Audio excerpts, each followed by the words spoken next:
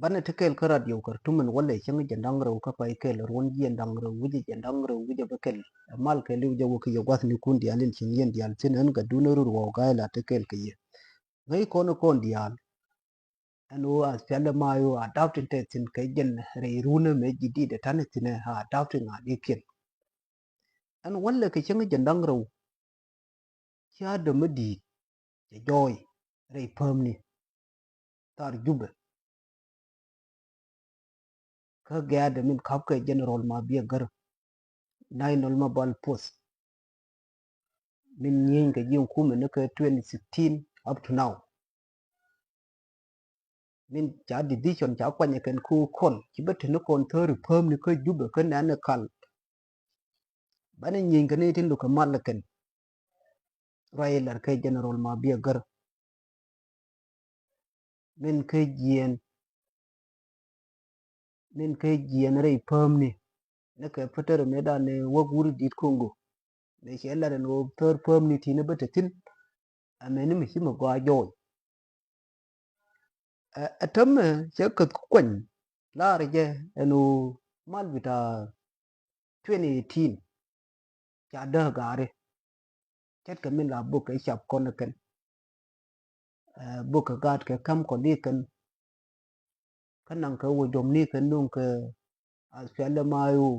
jum an wan mat ta asfala mayo tin nun ka jo jum kan tila malar ka mana da tamma ka jan tamma na me cha ko to rai pam ni ci do no da man bu bin we ka ko jumbe ba ko wo jumbe ka kur ka ba ko wo jumbe ka min gur ka gare rai lar ka a general ma biya gar min kam nai nol ma bal post nai nol ma bal post ji bita asfala mayo min kabka the coming president of the Republic of South Sudan Dr. Riek Machar Durgun min ke dor mi chal ka payami ke control ke jen changan wala me min ma changan janang ro payami mona tiyo kana dor mi chal ka kaya ka dor mi chal ka murubu ke ye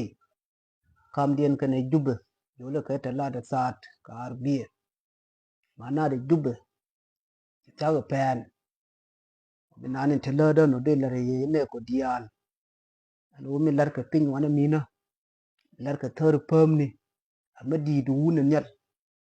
yenne ko dial tin ci ak kwany tin gor yen wo bur ya ngay no nyam dun wana mi amal ke liw nyam dun tila matetin tila damat want bi bin kayya ko ma cha kayya bol mo general ma biya gar ka korpen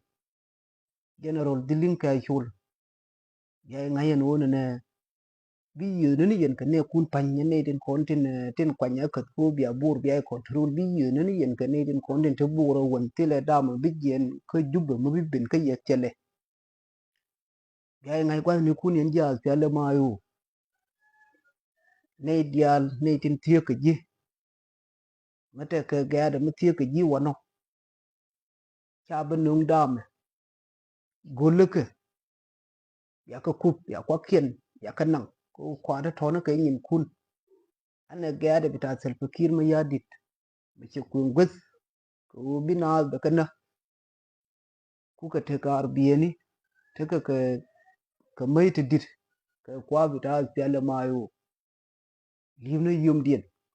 ket ka minanin cha kwa tin ko ne te dor misal ka payam ket ka min cha ka wita ni kien kwa ta ngwan ka bah ni kien ni da babat kien cha ka silimu as tele mayo ka je misal ka nai non mobile post ni la na da mi cha ngai ko no ko dia la nguni lar ka nai non mobile post min ka ka general ma biya gar dew ye jona na kon kur jane sin tila ma yi kuru kam shwong ana malar ka je ka liu la gore tik tik yen chap ko dial cha la nan ka shwai la danga tum di mer yalla ka ba ngai no na jen wen me na ne dang ti te bi jien ta ba wen mo wo ka ba ken ko ji ba me ti char me kwan ba la chwa gro de ba ni ba dong ja ka nial ka niam a ti ba yo gul wen mo ye wo secure kina wen me de yar ma ja ne dang di kwan ne dang di bi ga jien ba wen mo ba no du me ken lekin cái yên ni tin con to me cha jain chap tin ya miere me cha kelat ta yen te dia de ka len pel lakin ka lar ta military lar ka bi cha ka len niat do wi jona na yen me cha pa wala biya nga hen wona na ka marun be to including ne dia len te ba ni kon dia na ka bentiu ameni pangak ameni akuba ameni nater kana nga hen wona na ji te ka akuba ameni wayar mi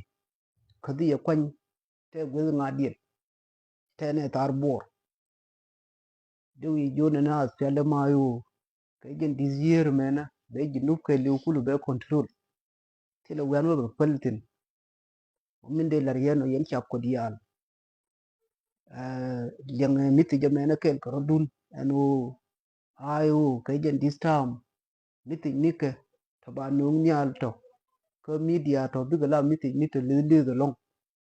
kamare miti je mena tin minite yitwo dor mi chal ke pa jut ngune ya lara aspele mayo tin Sector 3 min kawke gadan full commander general Lugbaye ke division commander general Wutong Lie mai kone kon dial ngune nanen jalara kene pana mona ke lu min tama min til oran rei dor mi chal ke bur min cha bur cha pudu ken ko ngai kenen wona na aspele mayo ma che kat kwany chero banyo lu jaw nyo ma che kat kwany we ka wonyam wen we wo pene tinani ay dube mi de lar yeno gwas ni kundi alen chen yen dial tin yen ya sala mayo eno yen moro lun te niad ya bum ko bom ke kong to mi ya jinu ya ler ko lar ma chi yo ka je ke lu ka che yo ka yo ma yani ma be pen tere dun do yi jo yen chap ko dial ate lui kun ya ngayen wona na party dun ke movement dun min nok yen ne tin ko tin tere de ya ngayen wona na kwanya kat ko be nang rein malla mi chenang ni yere chuya wo ne yere jeni ko ni lar ka kaye ne din ka ko tar fikir ma yadi min de lar yeno do wi jona ne yendial ka be ter kun nial ka lar je biba ka support ma bum ne jene jette ke lar je kimo support ko ne mi kin de ran mi nan te jebre de kamra lakin support ma moro ma wi wolin ma wi ngayen wo ne ki dor to ka jen changen walla me ke changiro ne te du bi ka ni al wo biba min an de lar yeno ka radio kartum bawi jona na aspelle mayo ke chụp ka marale ke chụp ka stage ba che joy pon jike eno ba wi nu bari ala ka kan ajen miti jinani nung yeno nungana miti jemene juk yene ne nai non ma bal post men te general ma bia gartin te general dilinka chultin